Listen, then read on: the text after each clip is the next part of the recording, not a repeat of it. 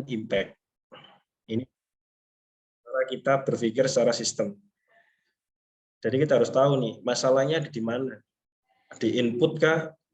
Atau di proses? Apakah di output? Atau malah di outcome dan impact? Kalau kita tidak tahu masalahnya ada di mana, ya kita tidak bisa menawarkan solusinya. Jadi kita kalau tarik mundur, impact-nya yang kita harapin apa sih dari peningkatan status kesehatan? Apa dampak yang kalian harapin?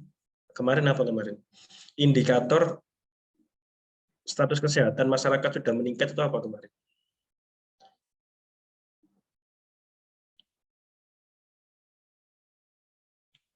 Apa ayo? Kemarin udah angka harapan hidup tinggi.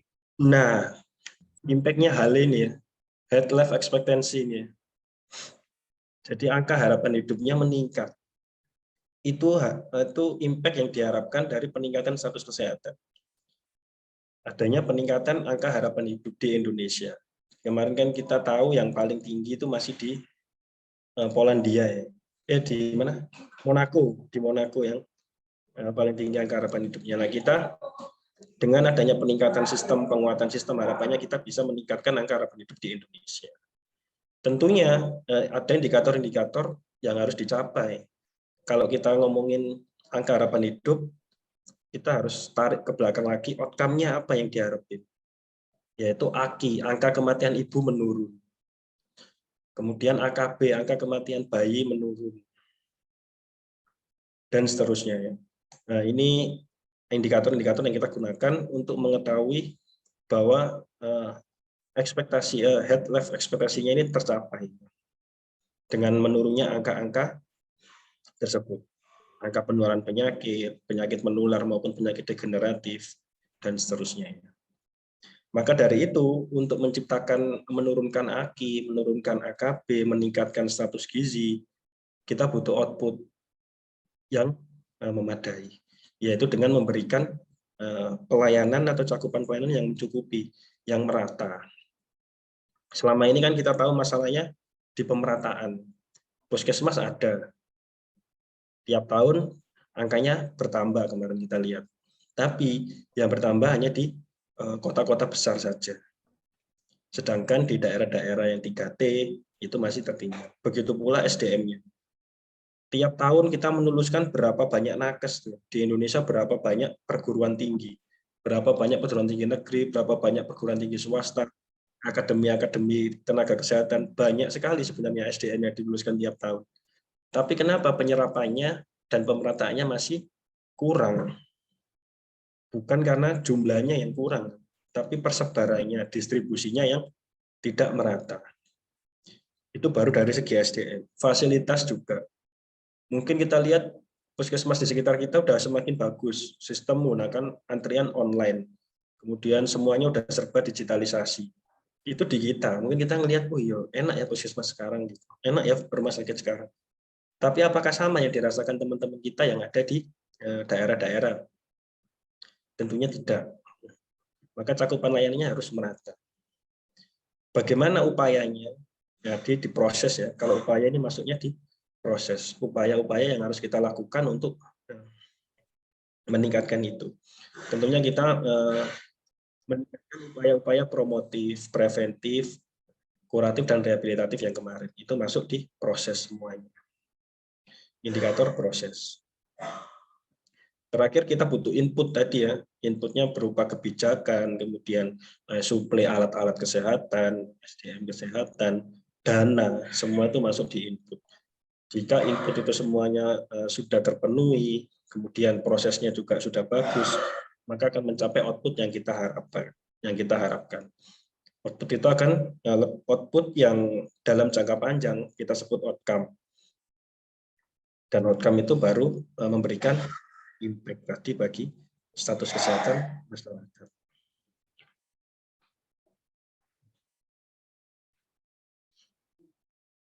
Ini ya angka harapan hidup di Asia Tenggara nih.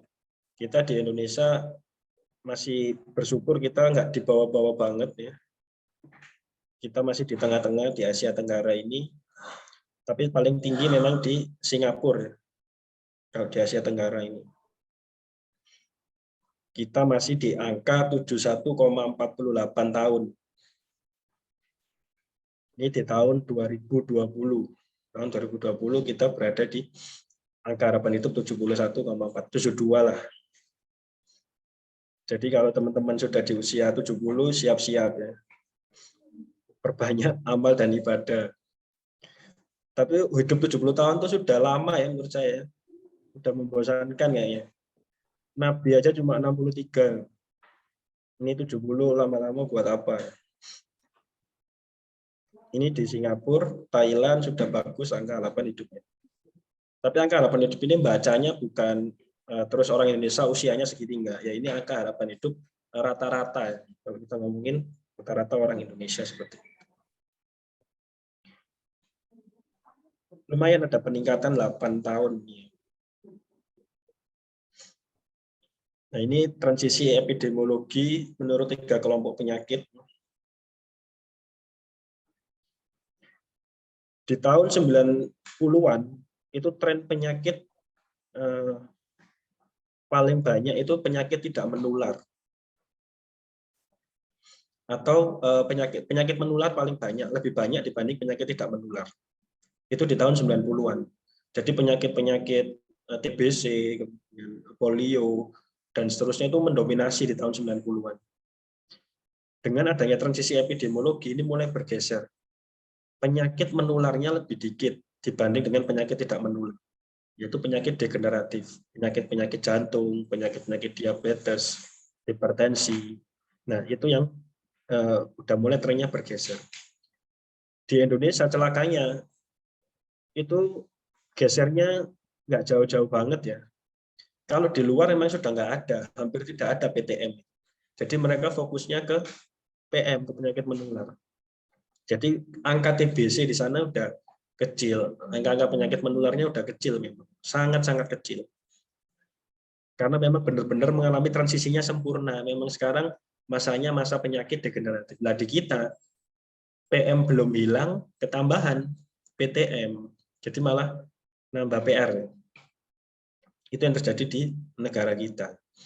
Penyakit-penyakit menular itu harusnya sangat-sangat bisa dicegah, sangat preventable. Karena penyakit kita jelas penularannya melalui apa, harusnya bisa diputus rantai penularannya. Tapi sedangkan yang PTM susah, karena itu kaitannya dengan lifestyle, dengan gaya hidup, dengan lingkungan, dan seterusnya. Nah, itu yang PR nakes-nakes, PR teman-teman sekalian, bagaimana cara membudayakan hidup sehat tentunya. Dengan PHBS kemarin, perilaku hidup bersih dan sehat. Dengan itu kita bisa mengurangi angka PTM ini. Ya dimulai dari diri kita sendirilah.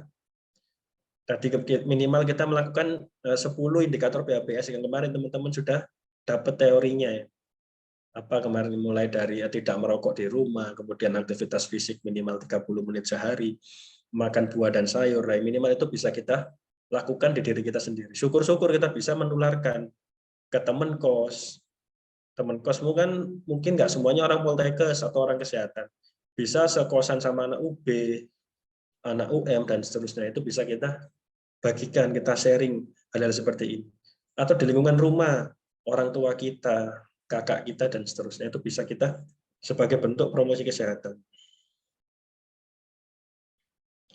Nah ini kalau kita lihat rankingnya ya, di tahun 90 memang masih diduduki oleh stroke dulu itu, nomor 1. Kemudian kedua tuberkulosis, kelihatan penyakit-penyakit menular. Di tahun 2017, kita lihat posisinya bergeser, yang menular sudah mulai turun. TB turun ke ranking 4. Kemudian penyakit-penyakit pernafasan bagian bawah sudah turun juga di nomor 9. Diare sudah mulai turun di ranking 4. Sedangkan penyakit-penyakit degeneratif mulai naik nih. Penyakit jantung, diabetes, sudah mulai naik semua. Ini trennya sangat dinamis sekali. Nah, ini harus kita cegah dengan PHBS. Makanya dulu ketika solusinya penyakit, ketika masalahnya penyakit tidak menular, tentunya treatmentnya beda. Ketika ada transisi penyakit, jenis penyakit, maka kita juga harus melakukan perubahan upaya juga yang awalnya fokusnya ke kuratif rehabilitatif di penyakit tidak menular, sekarang udah nggak bisa karena lawan kita penyakit yang tidak menular, penyakit yang berhubungan dengan lifestyle. Berarti kita harus fokusnya di preventif dan promotifnya. Kita harus fokusnya di sana. Bagaimana meningkatkan status kesehatan masyarakat. Nah ini ya, faktor risiko penyakit tidak menular pertama itu memang karena faktor metaboliknya, kemudian faktor perilaku dan faktor lingkungan. Nah ini yang harus kita fokuskan di sini. Faktor metabolik ini kaitannya dengan genetik ya. Jadi memang ada penyakit-penyakit yang bawaan. Tuh, kalau bawaan gimana terus Pak? Nah ini justru itu kalau kalian punya resiko, punya riwayat penyakit dari orang tua, harusnya lebih hati-hati. Kita harus early diagnosa, harus diagnosa dini. Apalagi yang buat kita yang tidak punya turunan aja kita harus menjaga pola hidup kita. Apalagi yang kita tahu jelas-jelas nih, atau kakek kita, nenek kita, atau orang tua kita, bahkan secara langsung yang punya riwayat penyakit seperti hipertensi, jantung, diabetes, maka kita juga harus menjaganya lebih ekstra orang-orang yang seperti itu. Kemudian ada faktor perilaku, ya ini kaitannya dengan gaya hidup. Lingkungan juga mempengaruhi. Ini ya penyakit-penyakit yang berkontribusi. Pertama itu paling banyak dari makanan, resiko makanan. Jadi makanan teman-teman sudah harus dijaga. Walaupun masih muda, kalau istilah mumpung si enom, biasanya kan gitu ya. Mumpung si enom makannya di los misalnya, makan-makan yang tidak sehat dan seterusnya. Kalau kita sudah tahu teorinya, kita sudah tahu ilmunya, ya harapannya bisa kita terapkan.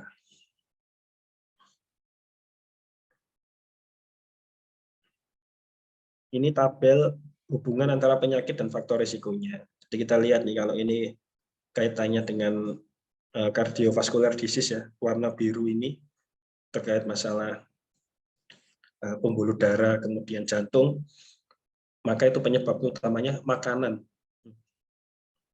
Makanan paling banyak disebabkan oleh makanan.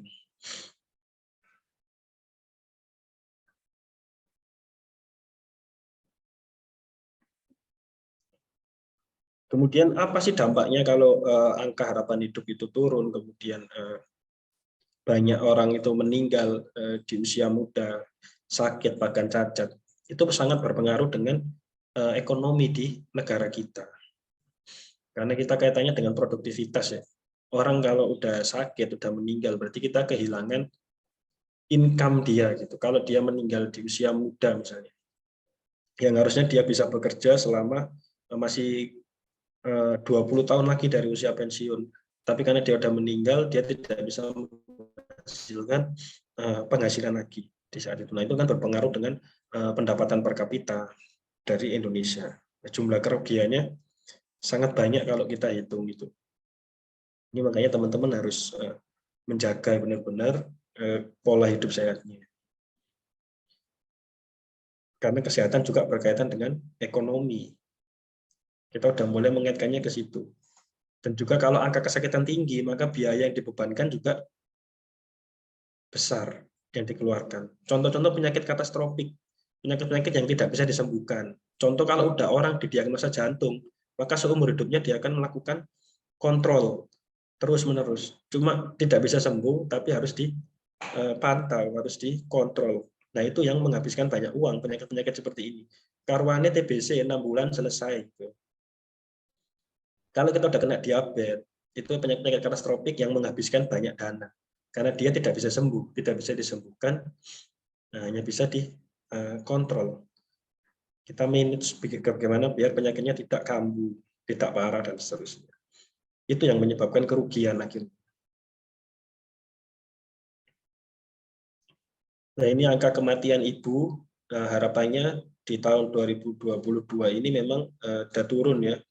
Dan memang tiap tahun turun angka kematian ibu ini udah bagus, tapi walaupun masih belum mencapai angka yang diharapkan, tapi udah mulai turun. Karena ya sekarang udah semakin canggih ya teknologi, kemudian SDM-nya juga semakin pinter, maka bisa kita tekan angka kematian ibu ini. USG sekarang udah 4 dimensi dan lain-lain, jadi ketahuan kalau ada masalah di kandungan dan seterusnya. Angka kematian neonatus, angka kematian bayi, angka kematian balita juga turun sudah.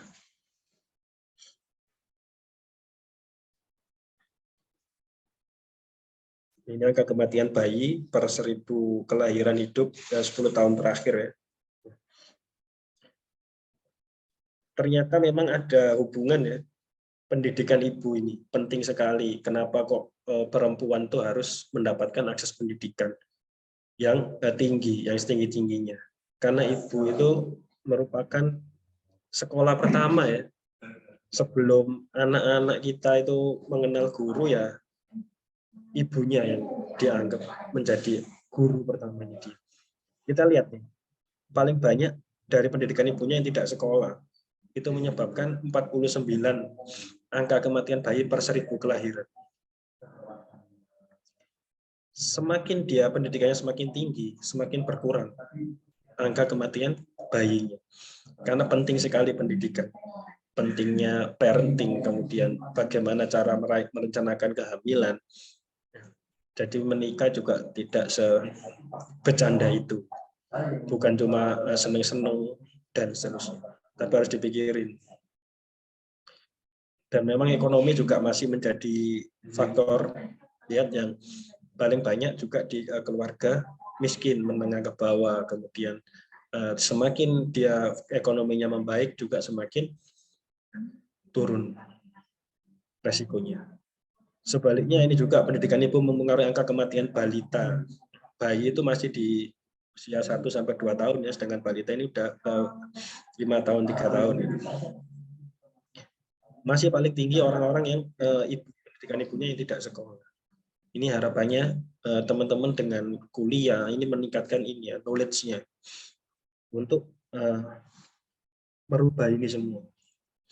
Tentunya anak ibu pinter akan melahirkan anak yang sehat juga, melahirkan bayi yang sehat, melahirkan balita yang sehat, melahirkan anak yang pintar juga.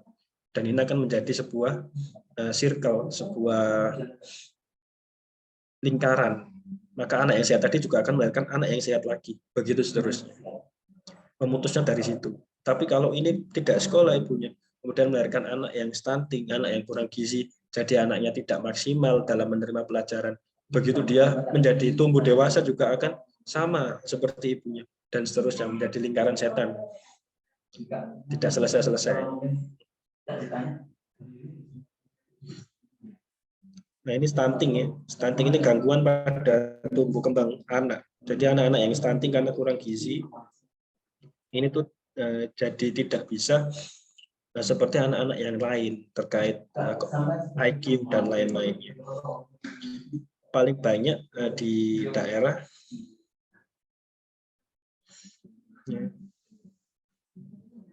Nusa Tenggara Timur masih banyak. Di Jawa Timur juga termasuk banyak. Salah satunya Malang. Malang ini juga salah satu banyak yang angka stunting tinggi juga di Malang. Makanya banyak penelitian dosen-dosen gizi kita di Poltekkes itu masih membahas stunting ini karena memang masih menjadi PR di Malang.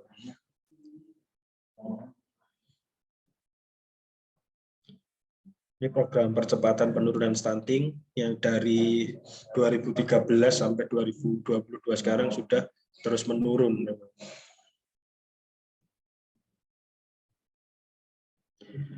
Ini visi pemerintah yang yaitu terwujudnya Indonesia maju yang berdaulat, mandiri, dan berprinsip gotong royong. Nah, untuk itu mencapainya salah satunya peningkatan kualitas manusia Indonesia. Untuk meningkatkan kualitas manusia, kita butuh faktor kesehatan tadi. Ini katanya di sini. Karena kemarin kalian pernah dengar nggak bonus demografi? Kata-kata bonus demografi pernah dengar nggak? Belum pernah dengar ya? Indonesia itu akan mencapai bonus demografi atau saat ini sedang berlangsung bonus demografi, di mana jumlah warga yang berusia produktif itu lebih tinggi dibanding dengan warga yang dengan usia tidak produktif. negara-negara lain ketika mendapatkan bonus demografinya waktu itu, dia bisa berkembang dengan pesat. Dia bisa memanfaatkan bonus demografinya. Nah, ini tantangan di Indonesia. Ketika kita sudah mendapatkan ini, momen ini di mana usia produktif itu lebih banyak dibanding dengan usia-usia tidak produktif, harusnya banyak keuntungan yang didapatkan. Entah itu merubah ekonomi, merubah dari kesehatan.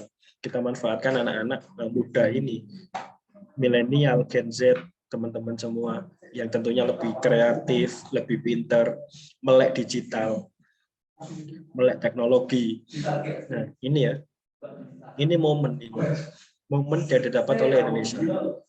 Momen ini mungkin 100 tahun sekali atau bahkan berapa tahun sekali ya, nggak muncul tiap tahun momen-momen seperti ini. Namanya bonus demografi. Teman-teman bisa baca sendiri lebih lengkapnya bonus demografi itu seperti apa.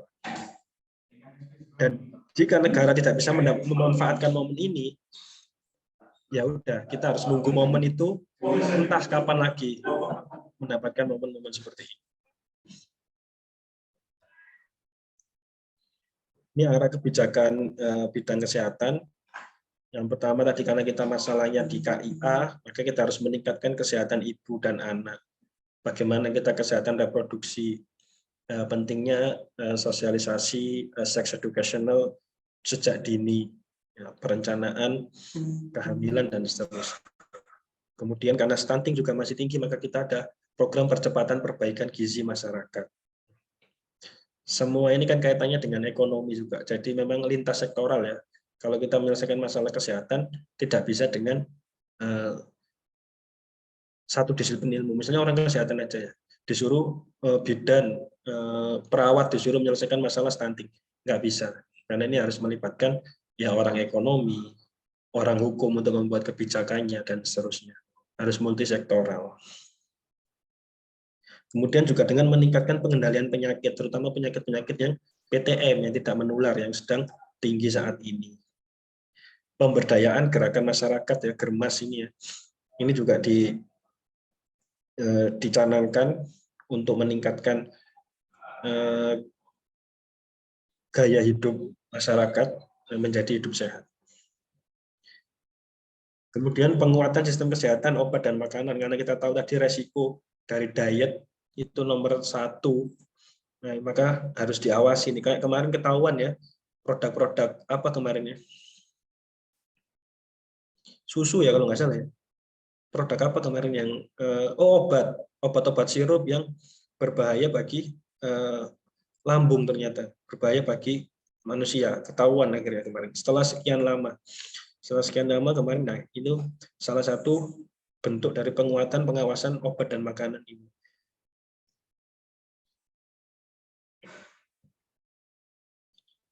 Ini target yang diupayakan sampai dengan saat ini. Kita masih punya 2 tahun lagi sampai menuju 2024. Nah, jika teman-teman ingin berkontribusi, ya sangat ditunggu kontribusinya untuk membantu pemerintah, membantu negara ini untuk turut serta dalam meningkatkan status kesehatan dari masyarakat kita. Kalau di HMP misalnya ada program pengabmas, pengabdian masyarakat, atau ikut dosen untuk mengikuti penelitian, kemudian pengabdian masyarakat. Nah, itu mungkin bisa dilakukan atau mengikuti lomba-lomba esai dan seterusnya.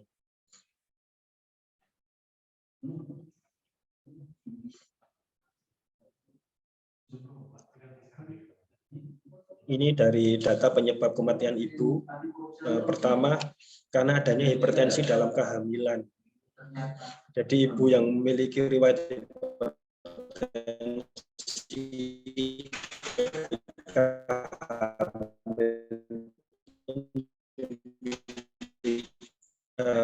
risiko lebih mengalami kematian. Dan perdarahan, infeksi dan aborsi. Ini yang harus kita, hipertensi. Ya, apa yang kita lakukan?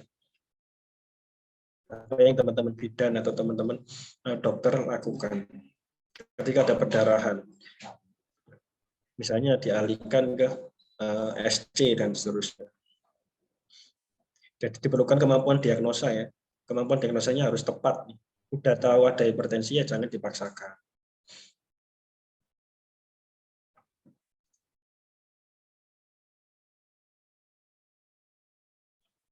Ini tren status gizi balita di tahun 2013 sampai 2018. Kita lihat gizi kurang dan gizi buruk terus masih meningkat, melahirkan anak-anak yang dengan status gizi buruk itu pasti melahirkan anak-anak yang pendek atau sangat pendek, atau kurus dan sangat kurus, atau enggak dia gemuk, obesitas.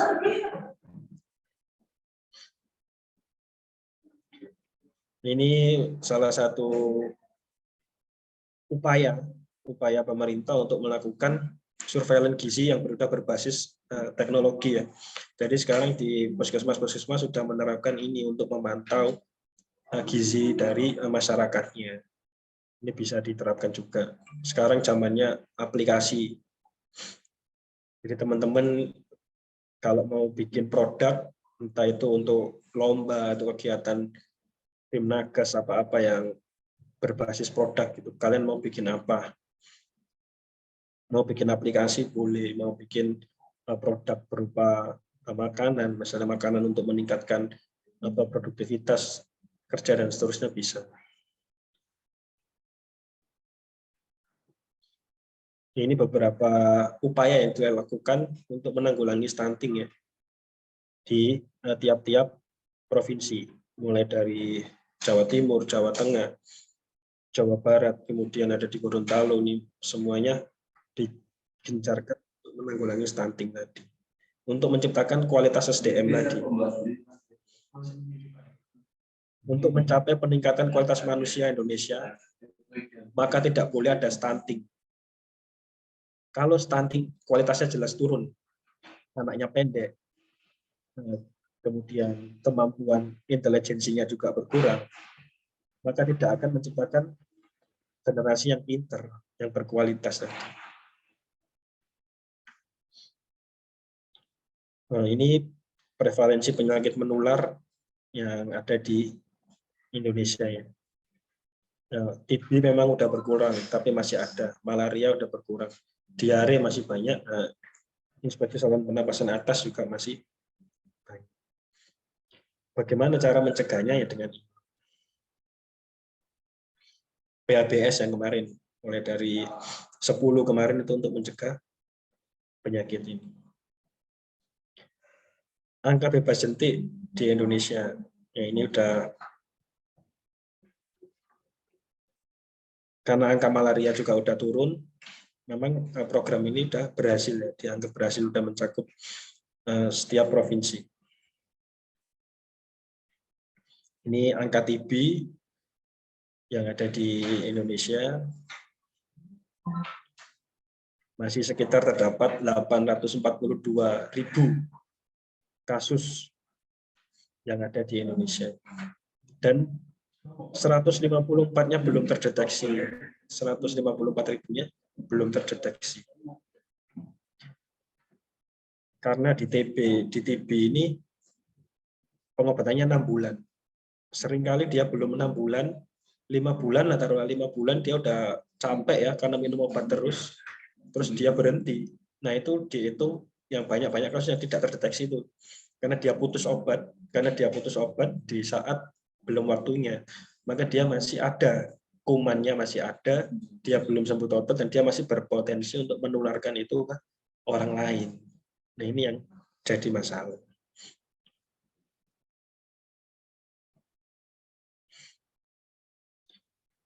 Nah bagaimana ya, harusnya kan ada, ini belum ada yang mencoba untuk, ada nggak sih obat yang bisa mengobati TB, tapi nggak dalam waktu 6 bulan. Waktunya dikecilin misalnya 4 bulan, kan 3 bulan, kan belum ada terobosan seperti itu. Karena kita tahu 6 bulan ini orang pasti jenuh, karena terlalu lama. 6 bulan itu lama dan tidak boleh putus sama sekali. Putus 1 hari mengulang dari awal, yang seperti itu. Nah belum ada terobosan seperti itu yang diharapkan. Ini cakupan imunisasi yang masih belum juga 100%. Padahal imunisasi ini salah satu bentuk pencegahan ya di awal. early diagnosa untuk melakukan penanggulangan penyakit-penyakit. Kalau udah imunisasi kita jadi lebih kebal. Tapi tantangannya masih banyak. Orang ada yang nggak mau diimunisasi, katanya haram lah, kemudian takut sakit lah, ya kan? Nggak semuanya diterima. Ini padahal hal positif, gitu. Hal positif yang kita tawarkan untuk masyarakat agar tidak memberikan kekebalan imunitas. Tapi ternyata masyarakat juga nggak sepenuhnya menerima. Ada yang ngomong mengandung babi dan lain-lain. Itu perlunya edukasi tadi, sosialisasi ke masyarakat. Ini tren PTM yang terus meningkat, terutama di hipertensi, stroke. Lihat dari tahun 2013 sampai 2018 terjadi signifikan, ya, cukup signifikan. Nih faktor-faktor resiko penyebab penyakit tidak menular: obesitas, kemudian merokok, aktivitas fisik kurang makan buah dan sayur. Semuanya akan terjawab di PHBS. Jika teman-teman melakukan 10 indikator PHBS, ya udah, kita bisa menurunkan ini. Dimulai dari diri sendiri.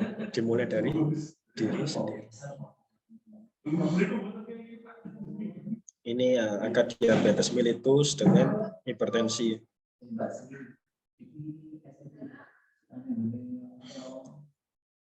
Ini data pelayanan rawat jalan di tahun 2007 dengan tahun 2017 meningkat. Harusnya kan semakin menurun, ya, rawat jalan itu. Semakin banyak yang dirawat, berarti semakin tinggi angka kesakitan dan semakin tinggi biaya yang dikeluarkan.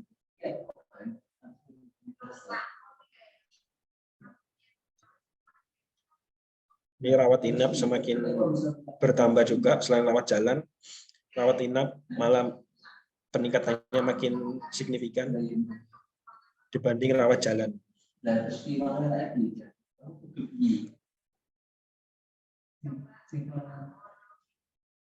Nah, ini terkait input, bagaimana kualitas puskesmas yang kita punya. Hanya 1% yang udah paripurna, yang udah tersertifikasi, terakreditasi paripurna, hanya 1%. Banyak yang belum terakreditasi, masih ada 24,8%.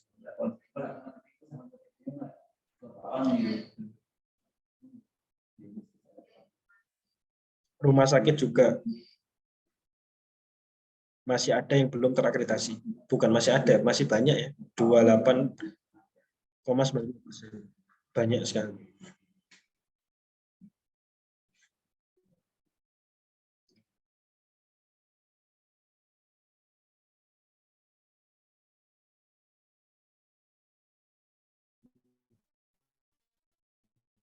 Ini puskesmas kita itu matanya belum sampai.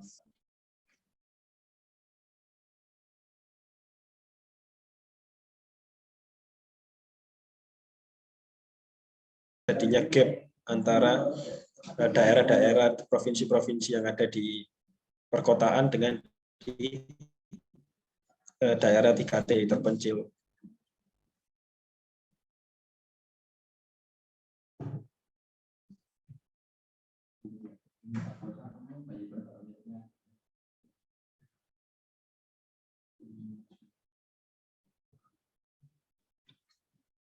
Ini data-data semuanya, ya.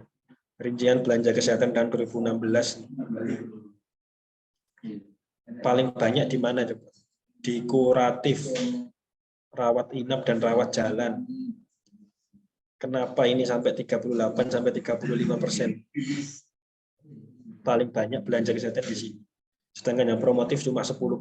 Padahal untuk mencegah PTM kita sepakat tidak bisa di sini. Karena kalau sudah sampai tahap ini, dia akan mengalami pengobatan selamanya. Dirawat jalan selamanya. Pasien jantung, pasien diabetes akan dirawat jalan selamanya. Maka kalau udah di sini terlambat, dana yang dikeluarkan terlalu banyak belanja kesehatan di sini.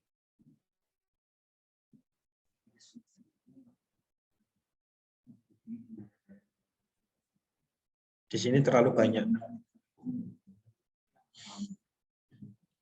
Harusnya kita fokusin di sini, promotif dan preventif. komunikasi, imunisasi, pengendalian penyakit, pemantauan, ini harusnya di sini. Tapi cuma 10%.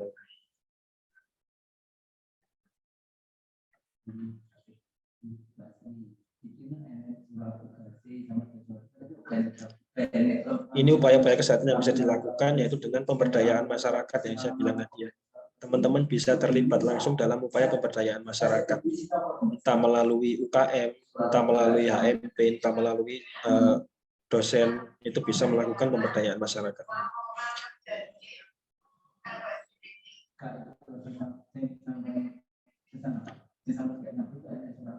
Nah, ini bagaimana cara kita melihat suatu problem ya. Dan kita harus tahu nih, seberapa besar masalah itu. Seberapa besar masalah itu. Berapa banyak yang terdampak. Kemudian baru kita mencari tahu apa penyebab dari masalah itu. Setelah kita tahu penyebabnya, baru kita bisa menawarkan solusinya dari masalah itu. Terus kemudian solusi itu kita terapkan, kita implementasikan dalam bentuk kebijakan. Kemudian baru kita mengukur, mengevaluasi seberapa efektif kebijakan yang sudah kita bikin tadi. Ini di level kementerian ya, untuk membuat kebijakan. Ini contoh, misalnya ada masalah angka kematian ibu yang masih tinggi. Penyebabnya apa? Oh, karena cakupan layanannya belum optimal. Kemudian ini baru dibikin penelitian-penelitian, inovasi-inovasi untuk menjawab penyebab ini. Untuk menanggulangi penyakit tidak menular, misalnya dengan melakukan posbindu di perusahaan, dan lain-lain. Ini bagaimana cara kita mencoba menyelesaikan masalah kesehatan seperti ini.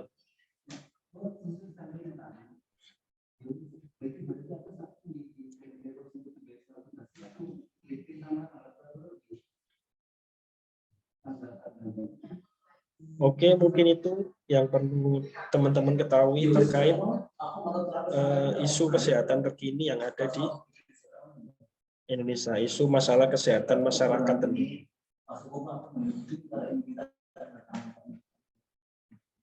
Ini jika ada yang mau ditanyakan terkait masalah isu ini, silakan teman-teman, kita diskusi. Jadi ini memang rangkuman ya. Nah, ini cuman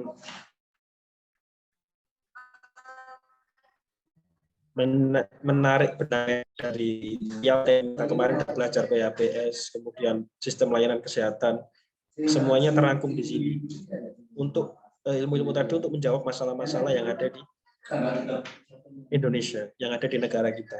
Dan teman-teman bisa menggunakan ilmu-ilmu itu kemarin.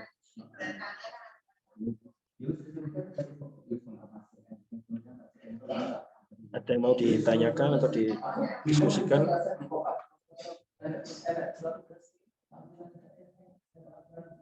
Hari ini ada kuliah apa lagi?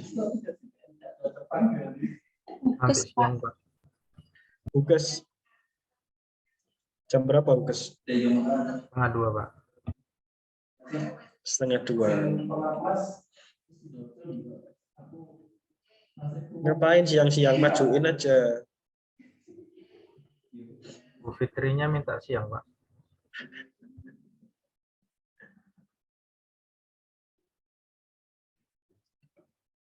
Cukup jelas ya teman-teman ini. Gambaran bagaimana kondisi status kesehatan di negara kita, potret status kesehatan di negara kita saat ini. Ya, seperti itu tadi. Masih banyak peluang, masih banyak tantangan buat teman-teman semua. Bersyukurlah karena dilahirkan di Indonesia. Challenging banget, menantang. Kalau kalian lahir di negara yang udah maju mungkin gabut banget. Apa ya? Sebener kabeh ini. Di sini kan kita bisa mikir gimana bisa bagusnya, gimana baiknya, gimana cara memperbaiki ini. Nah, orang Indonesia makanya cerdas-cerdas ya. Jangan minder. Kalau dibandingkan dengan orang luar itu, kita nggak boleh minder.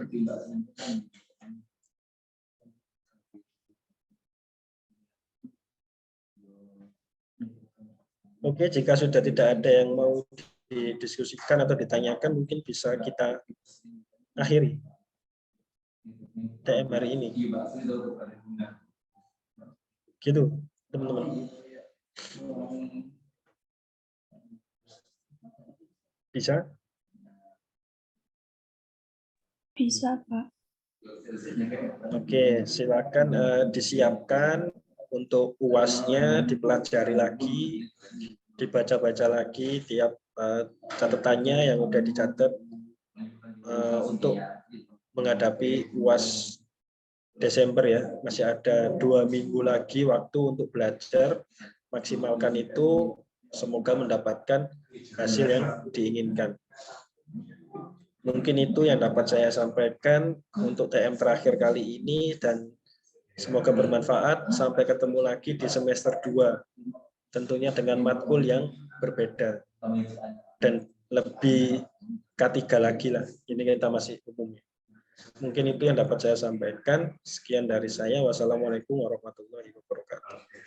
Waalaikumsalam warahmatullahi wabarakatuh. Terima kasih, Pak. Pak. Sama-sama.